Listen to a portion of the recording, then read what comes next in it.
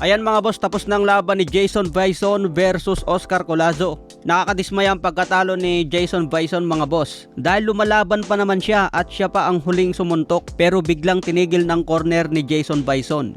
Bumagsak lang si Jason Bison sa round 1 pero hindi naman siya tinamaan ng solid na suntok. Na counter left hook lang siya pero yung hook na tumama parang pasampal mga boss, tumama sa likod ng ulo ni Bison. Kaya na-outbalance si Bison at nadapa. Pero kung titignan sa replay mga boss, hindi solid na suntok ang tumama. Pero binilangan pa rin siya ng referee ng knockdown sa round 1. Okay lang yun mga boss, nabilangan. Pero nagpatuloy naman si Jason Bison hanggang round 7. Maganda yung pinapakita niya, sumusuntok, nakakatama ng solid. Halos palitan lang sila ni Oscar Collazo. Ang nakakadismaya dito mga boss pagdating sa corner, lumalaban pa si Jason Bison sa round 7. Natural lang naman natatamaan si Jason Bison.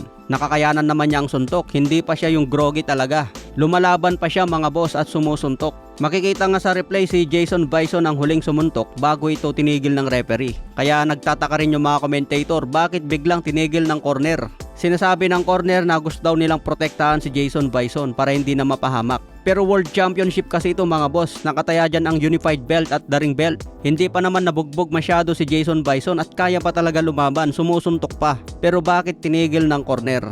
Ayaw daw nilang mapahamak ito mga boss, pero kita naman sa laban, kayang-kaya pa ni Jason Bison. Pwede pa siyang makasingit ng solid sa katawan at masaktan si Oscar Collazo. Tuwing nakatama si Jason Bison sa katawan, nasasaktan din si Collazo. Pagkakataon na sana ito ni Jason Bison na maging champion mga boss. Pero yun nga lang, biglang tinigil ng corner niya kahit lumalaban pa. Nagtataka yung mga commentator kasi hindi pa daw dapat itigil yon. Kaya nagulat na lang sila, bigla na lang tinigil ng referee.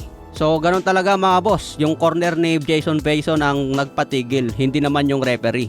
Kasi kung yung referee sana ang nagtigil sa laban, masasabi natin na early stoppage ito. Pero corner na mismo ni Jason Bison ang nagpatigil mga boss, surrender. Pero base sa laban niya, hindi pa dapat ihinto yun dahil lumalaban pa eh. Nakataya dyan ang dalawang belt at the ring belt, sayang yung pagkakataon na yun. Kaya si Oscar Collazo tuloy ang panalo via TKO sa round 7. Napakasayang talaga itong mga boss, bakit tinigil ng corner yun. Panoorin ang replay sa DAZN mga boss at makikita nyo na dapat talaga hindi pa ito tinigil. Sa iba pang balita, Oscar De La Hoya sinabing mananalo pa rin si Pacquiao kontra Terence Crawford sa kanilang prime. Tiwala pa rin si De La Hoya na mas mahirap at mas matindi kalaban ang prime Pacquiao kaysa kay Terence Crawford. Pero tinanong din si De La Hoya laban ni Mayweather versus Sugar Ray Leonard. Mas pinili niya si Sugar Ray Leonard. Bakbakan naman ni Sugar Ray versus Manny Pacquiao, sinabi ni De La Hoya na tabla ito. Pero kailangan pumili ng isa, kaya pinili na lang niya si Sugar Ray Leonard. Manny Pacquiao, Sugar Ray Leonard. Draw. Oh, Sugar Ray Leonard.